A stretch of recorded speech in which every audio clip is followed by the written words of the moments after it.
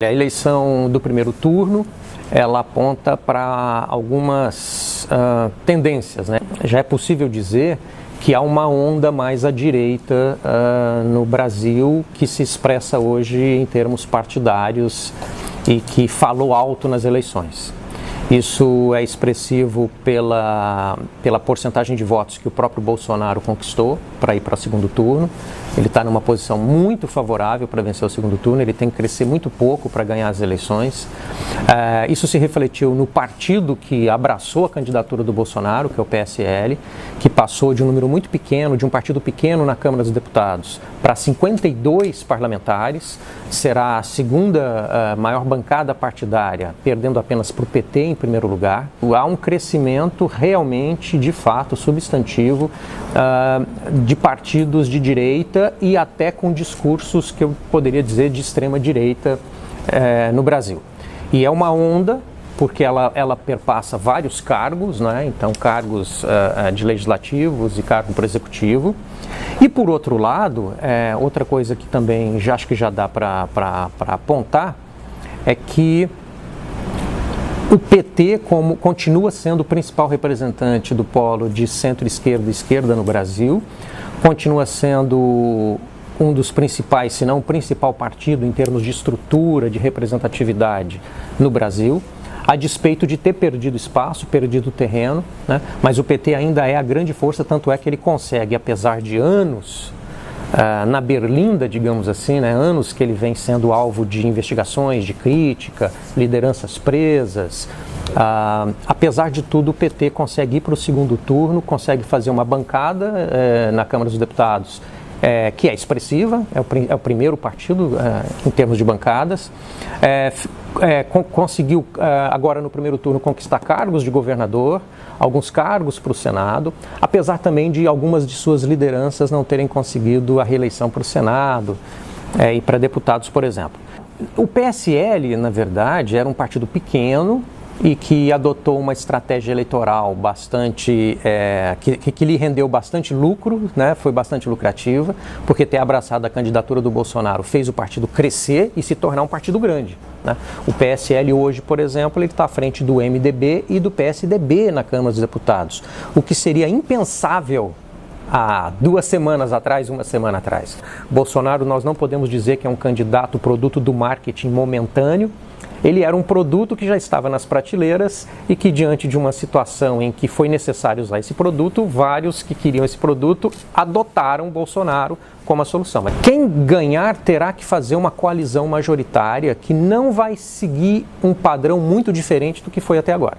O fisiologismo, quer dizer, o patrimonialismo, a distribuição de cargos, ainda vai ser a tônica dos próximos governos, seja Fernando Haddad ou seja o Bolsonaro. Será impossível governar sem fazer essas composições, ainda mais agora, porque o parlamento brasileiro já era muito fragmentado, ou seja, havia muitos partidos no Congresso e aumentou essa fragmentação. Tem mais partidos e agora com uma dificuldade maior, mais partidos de tamanho médio, então eles têm muita força para vetar políticas do governo, não são mais partidinhos pequenos.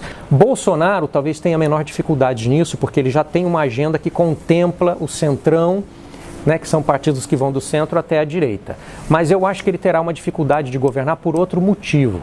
O motivo é que, se ele insistir no que ele está insistindo no momento, que ele vai reduzir o número de ministérios e vai privatizar várias empresas estatais, significa que o montante de cargos que ele tem à sua disposição para distribuir para os aliados e aí garantir o apoio desses aliados no Congresso, esse número vai diminuir. Só que esse número vai diminuir numa situação que o Congresso é fragmentado e você precisa de ter vários partidos na sua base. Provavelmente vai gerar descontentamento. Não será uma questão tão ideológica, será uma questão fisiológica mesmo. Se o Bolsonaro tiver dificuldades com o Congresso em função disso, e talvez até em função da sua personalidade, né, que ele tem uma personalidade mais de confronto, como é que ele vai conseguir lidar com o Congresso, né? Ele vai partir para uma estratégia de confronto, de conflito com o Congresso, acreditando que a sua popularidade, né, que é grande hoje, a quantidade de votos que ele teve será suficiente para o Congresso se curvar a ele? Collor achou isso, né? Óbvio, Collor tinha menos apoio no Congresso, mas o fato é que qualquer presidente que parta por uma situação de conflito com o Congresso, no caso do Brasil, o resultado não é bom. seja com Collor, que tinha maioria, seja com a Dilma, que tinha uma imensa maioria, resultou em impeachment. O problema do Bolsonaro é que ele é um tanto imprevisível, ele é uma personagem de si mesmo, né? Então, ele é muito intempestivo. Fica difícil prever como é que vai ser o comportamento dele e do seu vice também, o Mourão, né? Na campanha já vem acontecendo, e eu acho que isso vai se agravar, a tensão do Bolsonaro não vai ser só com o Congresso por causa dessas coisas que eu falei antes, mas provavelmente vai ser com o seu vice. Eles estão brigando já na campanha e ainda temos uma situação, o general Mourão gosta muito de falar das jabuticabas brasileiras, mas a candidatura deles é uma grande jabuticaba brasileira, na qual o chefe, que é o presidente, que é um militar, é de uma hierarquia, de uma patente menor do que o seu vice. Quer dizer, o general vai aceitar ser mandado por um oficial de patente menor. O PSDB, que é um partido que hoje está numa crise talvez maior do que a do PT, depois das eleições provavelmente vai rachar, porque há um grupo do PSDB muito descontente com os rumos da campanha, com a presença do Dória dentro do partido. Eles estão falando em refundar o partido, em sanear o partido, e se isso não for possível, criar uma nova legenda com algumas figuras históricas que talvez saiam do PSDB. O MDB é um partido interessantíssimo. Em todos os governos até agora democráticos, o MDB esteve lá. O MDB esteve no governo do PT, esteve no governo do PSDB, e ao mesmo tempo, como o PMDB é um partido muito grande e que tem muita diversidade regional, ele tem uma outra particularidade. Não só ele é o partido mais governista de todos, como ao mesmo tempo ele é um partido que consegue estar no governo e na oposição. Acho que uma grande parte do PMDB vai se aproximar do Bolsonaro, uma parte do PSDB vai se aproximar do Bolsonaro, e os diversos partidos pequenos e médios, se não forem mais à esquerda, também vão. As pesquisas, até as últimas que foram divulgadas no sábado, à véspera da eleição, erraram muito em diversos casos. As pesquisas têm que ser revistas, eu acho que as metodologias têm que ser revistas. O Haddad acabou apresentando no final uma votação que foi perto de 30%. Maior então do que apontavam as pesquisas. Na minha avaliação não foi uma grande surpresa, porque se nós olharmos a votação histórica do PT e da esquerda no Brasil, é em torno de 30%.